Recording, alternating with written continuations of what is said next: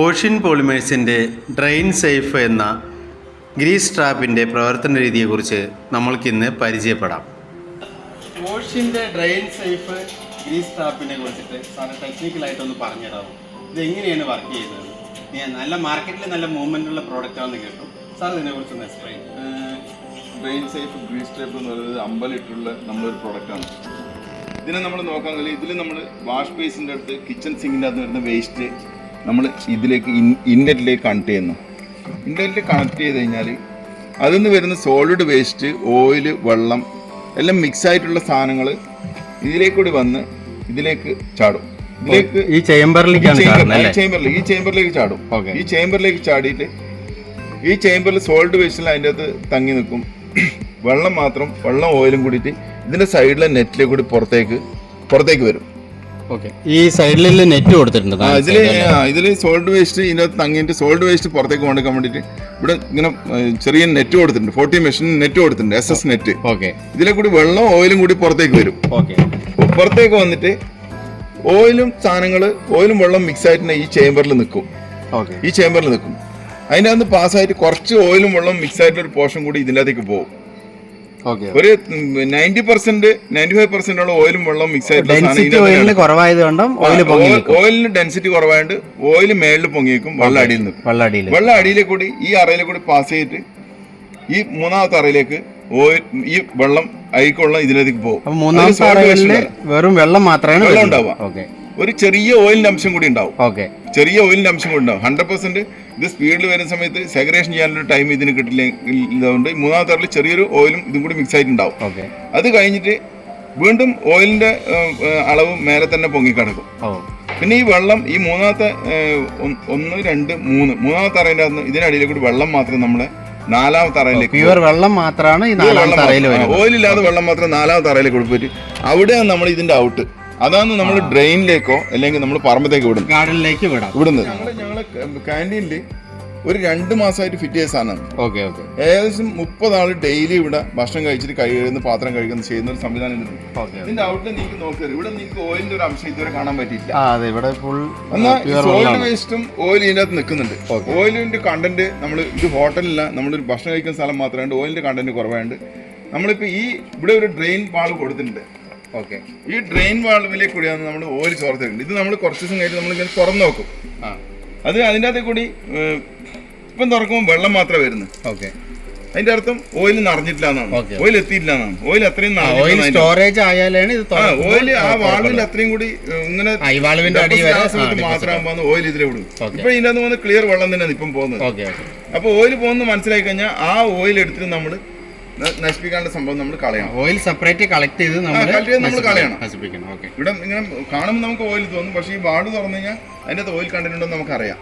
ആ ഓയിൽ എടുത്തിട്ട് നമ്മൾ ഓയിൽ സെപ്പറേറ്റ് ചെയ്ത് കളയാനുള്ള സ്ഥലത്ത് നമ്മൾ ചെയ്യണം. സോൾഡ് വേസ്റ്റ് ഇതിനകത്ത് അറിയുന്നതനുസരിച്ചിട്ട് അവിടുത്തെ അതായത് അതിന്റെ ഫ്രീക്വൻസിക്ക് അനുസരിച്ചിട്ട് ഇപ്പം കണ്ടമാന ഹോട്ടലിൽ ഭക്ഷണം കഴിക്കുന്ന ആളെങ്കിൽ ചിലപ്പം ഒരു ദിവസം കൊണ്ടെന്ന് അറിയാം, 2 ദിവസം കൊണ്ടെന്ന് അറിയാം, 3 ദിവസം കൊണ്ടെന്ന് അറിയാം, ചിലപ്പോൾ ആഴ്ച കൊണ്ട്. നമ്മുടെ ഇതിപ്പോ ഏകദേശം ഒരു 1.5 മാസത്തിൽ കൂടുതലായ സംഭവമാണ്. ഇതുവരെ അതിന്റെ ഓയിൽ ഇതുവരെ വന്നില്ല. ഇത് നമ്മൾ എടുത്തിട്ട് ഡെയിലി തുറന്നു നോക്കണം. ഇത് തുറന്നു നോക്കുമ്പോൾ ഇതിനകത്ത് നമുക്ക് കാണാൻ പറ്റും സോൾഡ് വേസ്റ്റ് ഇതിനകത്ത് പുറത്തേക്ക് അടി കഴിഞ്ഞ് ഇവിടെ കിടക്കും.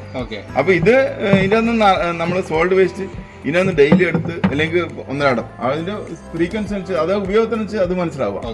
അതെടുത്ത് സോൾഡ് വേസ്റ്റ് കളയാം, ഡ്രെയിനിലേക്ക് ക്ലീൻ വെള്ളം മാത്രം പോകും.